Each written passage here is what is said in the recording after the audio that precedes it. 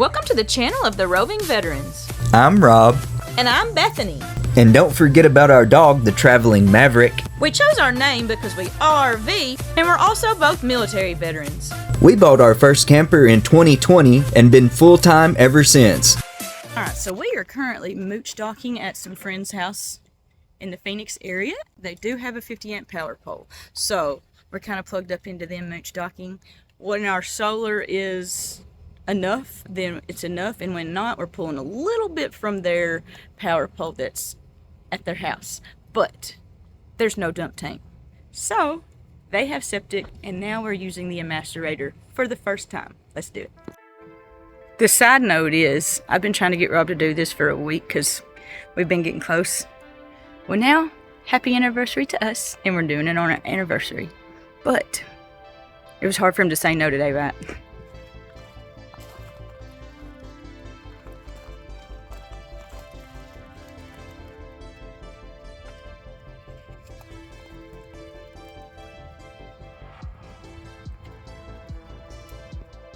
Just setting this up.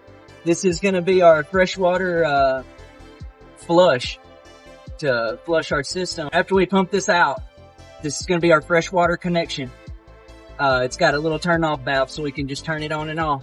We're going to be pumping out of this hose here. This one is the one that's hooked up and going into the septic system. And we're getting our power from our side-by-side here with a plug-in port. I'm gonna go, let's see. Actually, we're ready. If that black hose is in the septic. In case you're curious, it's working. Let's put a little something under here so it takes the pressure off of this. So that way there's something holding all that extra weight on there.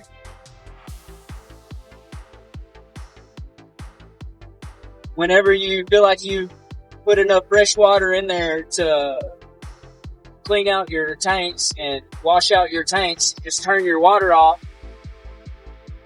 Turn your water off and then turn the macerator pump back on. And that cleans out the bottom of the tank. You'll see it'll go from clear to cloudy whenever it gets the water from inside the tanks. And then it'll get real dirty towards the end before you see air. So now we're in the tank. Now it's getting cloudy. Cleaning all the stuff out of the tank again. And you'll see the residual, what's in the bottom of your tank right here, all the solids and whatnot, it's getting out of there. And then when I see air again, I just turn it off because I know I've sucked all the water out of there, right? Yeah.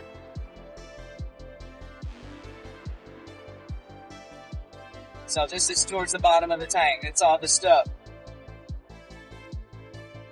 And that's why I've been flushing it out, because I keep seeing that towards the end, and I want to try to get all that stuff out I can. So I'm flushing this tank a few times to make sure I get all the stinky stuff out of there, because it's mega hot here in Phoenix. It's probably 110, maybe more than that, and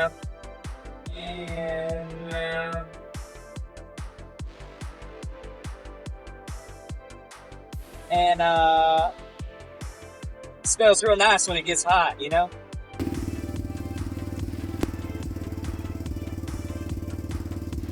And they might have moved the drainage spot not under the slide so you don't have to climb underneath the camper every single time. I say that as sweat drips down my everything. Now let me show you the other reason why a macerator is a phenomenal idea to have, just in case. When you're out somewhere like this, that's heavy, and you can't really put it on here and drag it down the road for miles and miles and miles and miles. So what you can do is this.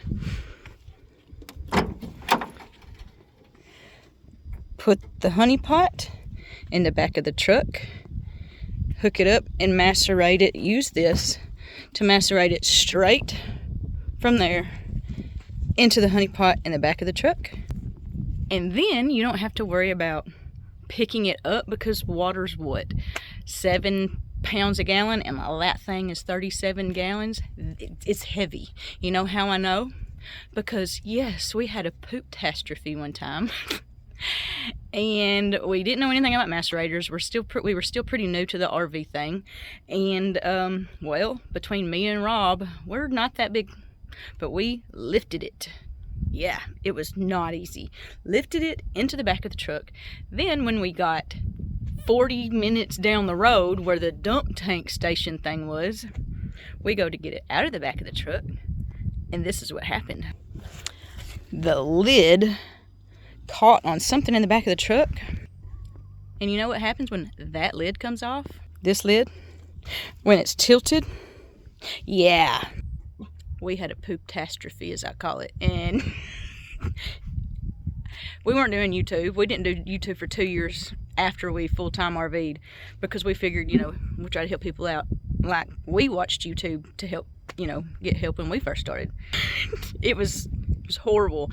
Although Rob was standing there like, oh my gosh, this is terrible, and I was just way back in the distance kind of laughing because, well, I ran away.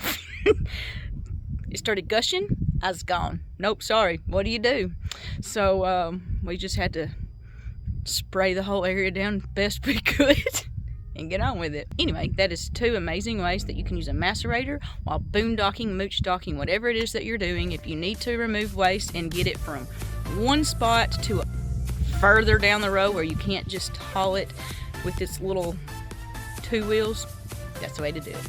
Anyway, guys, hope that helps. This is all information I knew, or wish I knew, when we started boondocking.